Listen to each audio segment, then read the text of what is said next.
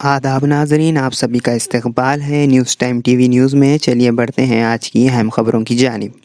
اسرائیل اور امریکہ کے ذریعے ایران پر کیے گئے حملوں اور ایران کے جوابی حملوں نے تباہی کی ایک نئی داستان رقم کرنی شروع کر دی ہے۔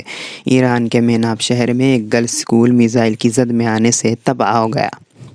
اس میں کم از کم 57 طالبات میں جاں بحق ہو گئی ہیں۔ پہلے 5 طالبات کی ہلاکت سے متعلق خبریں سامنے آئی تھیں، لیکن یہ تعداد بڑھ کر 36، پھر 40 اور اب 57 ہو چکی ہے۔ تعداد مزید بڑھنے کا اندیشہ ظاہر کیا جا رہا ہے۔ جو ویڈیوز سامنے آئی ہیں اس میں دیکھا جا سکتا ہے کہ اسکول کا ایک حصہ پوری طرح تباہ ہو گیا ہے اور ایران نے بھی کئی خلیجی ممالک میں موجود امریکی فوجی اڈوں پر جوابی حملہ کیا ہے، جس نے جنگ کو شدت سے دے دی ہے۔ کچھ میڈیا رپورٹس میں دعویٰ کیا جا رہا ہے کہ UAE میں ایک ہندوستانی شخص ہلاک ہو گیا ہے۔ بتایا جا رہا ہے کہ اس شخص کی جان ایران کے ذریعے کیے گئے حملے میں گئی ہے۔ ایران نے سعودی عرب، قطر، اردن سمیت کئی ممالک میں ایسے مقامات پر حملے کیے ہیں جہاں امریکی فوج موجود ہے۔ فوری طور پر نقصان کے بارے میں کچھ بھی نہیں بتایا جا رہا ہے، لیکن حملوں کی نوعیت سے پتہ چلتا ہے کہ ہلاکتیں بڑی تعداد میں ہوئی ہوں گی۔ امریکہ اور اسرائیل کی جانب سے ایران پر بڑے حملے کے بعد پورا خطہ شدید کشیدگی میں آ گیا ہے۔ ہفتے کے روز ایران نے جوابی کارروائی کرتے ہوئے مشرق وسطیٰ میں امریکہ کے اتحادی ممالک کو نشانہ بنایا، جس کے دوران متحدہ عرب امارات پر ایرانی میزائلوں کی تیسری لہر داغی گئی۔ حملوں کے بعد دبئی کے دو اہم ایئرپورٹ کو اگلے اعلان تک بند کر دیا گیا اور تمام پروازیں معطل کر دی گئی۔ مسلسل خطرے کے پیش نظر دنیا کی بلند ترین عمارت برج خلیفہ کو بھی احتیاطی خالی کروا لیا گیا ہے، کیونکہ برج خلیفہ کے قریب ایران کی طرف سے میزائل داغی جانے کی اطلاع ہے۔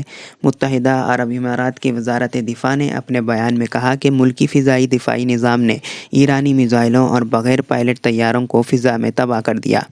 وزارت کے مطابق تباہ کیے گئے میزائلوں اور طیاروں کا ملبہ ابوظہبی اور دبئی کے مختلف علاقوں میں گرا، تاہم کسی جانی نقصان کی اطلاع نہیں ملی۔ دبئی میڈیا دفتر نے عوام کو ہدایت کی ہے کہ اس دوران ہوائی اڈوں کا رخ نہ کریں اور اپنی پروازوں سے متعلق تازہ ترین معلومات کے لیے متعلقہ فضائی کمپنیوں سے رابطہ کریں۔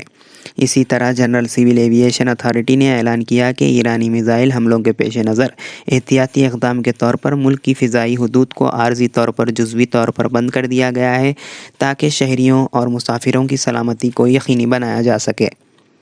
تلنگانہ کے چیف منسٹر ریونت ریڈی نے سکریٹریٹ میں منعقدہ تقریب کے دوران مدینہ بس سانحہ میں جاں بحق 44 حیدرآبادی افراد کے خاندان کو فی کس 5 لاکھ روپے کی معاوضے کے چیکس تقسیم کیے، جبکہ ایک زخمی کو 3 لاکھ روپے امداد فراہم کی گئی۔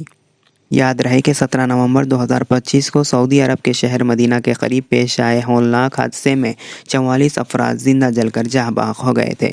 چیف منسٹر نے کہا کہ کابینہ نے انسانی ہمدردی کی بنیاد پر معاوضہ دینے کا فیصلہ کیا۔ حالانکہ بیرونی ملک حادثات میں عموماً ریاستی حکومتیں امداد نہیں کرتی، انہوں نے یقین دلایا کہ حکومت ہر مشکل گھڑی میں عوام کے ساتھ کھڑی رہے گی۔ اس موقع پر اقلیتی بہبود وزیر محمد اظہر الدین، مجلس کے رکن اسمبلی محمد ماجد حسین، سرکاری مشیر محمد علی شبیر، چیف منسٹر کے مشیر اور دیگر افراد موجود تھے۔ یہ تھی آج کی چند اہم خبریں۔ ہماری اس چینل کو لائک کریے، سبسکرائب کیجیے، اپنے دوست احباب کے ساتھ شیئر کیجیے۔ تب تک کے لیے اللہ حافظ۔